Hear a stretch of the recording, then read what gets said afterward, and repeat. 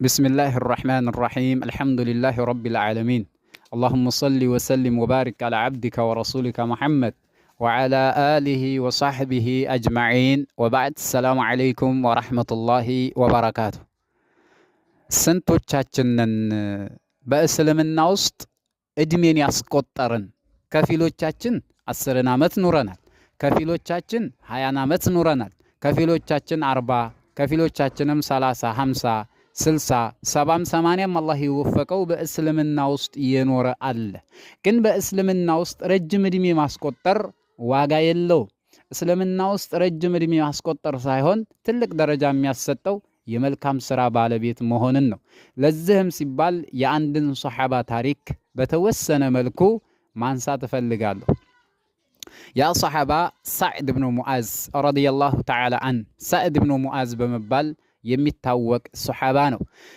ሰዕድ ብኑ ሙዓዝ ፈለማ አስለመ ወዑምሩሁ 60 ሰና ሰዕድ ብኑ ሙዓዝ እስልምናን በሚቀበልበት ሰዓት፣ እስልምናን በሚሰልምበት ሰዓት እድሜው 30 ዓመት ነበር።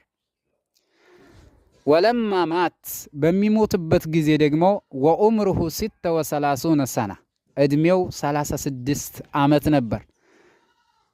አሸ ሰዕድ ብኑ ሙዓዝ ፊል ኢስላም 6 ሰና 6 ዓመት ብቻ ነበር እስልምና ውስጥ የኖረው ሰዕድ ብኑ ሙዓዝ።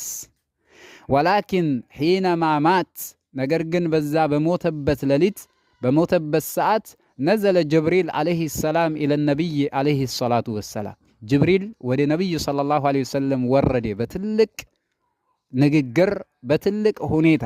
ፈቃለ ጅብሪል ሊነቢይ ልከሪም ዓለይሂ ሰላቱ ወሰላም ያ ሙሐመድ አንተ ሙሐመድ ሆይ አሐዱን ሚን አስሓቢክ ቀድ ማተ ፊ ሌይለትን ባሪሃ ከባልደረቦቹ ውስጥ አንዱ ባለፈችው ሌሊት ዱንያን ለቆ ወደ አኺራ ጉዞ አድርጓል፣ ሙቷል አላቸው።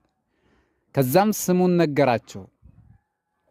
ይሄንን ሲነግራቸው ረሱሉ ሰለላሁ ዐለይሂ ወሰለም በጣም ተደናገጡና ወደ ሰዕድ ብኑ ሙዓዝ ቤት ጉዞ አደረጉ። ያው እንግዲህ ሰው ሲሞት ሄደን ታዚያውን መድረስ፣ ከፈን የሚያስፈልገው ከሆነ ትጥበት የሚያስፈልገው ከሆነ ቀብሩን መቆፈር መሸኘት የሙስሊሞች ግዴታ ነው። ያንን ለማስፈጸም ረሱሉ ሰለላሁ ዐለይሂ ወሰለም ወደዛ ሄዱ። ጅብሪል ዓለይሂ ሰላም ለነብዩ ሰለላሁ ዐለይሂ ወሰለም እንዲህ ሲል ነበር የነገራቸው። ወለማ ማተ ሰዕድ ብኑ ሙዓዝ ነዘለት 70,000 መለክን ዩሸይዑነ ጀናዘተሁ። ሱብሓነላህ። ሰዕድ ብኑ ሙዓዝ በሚሞትበት ሰዓት የሱን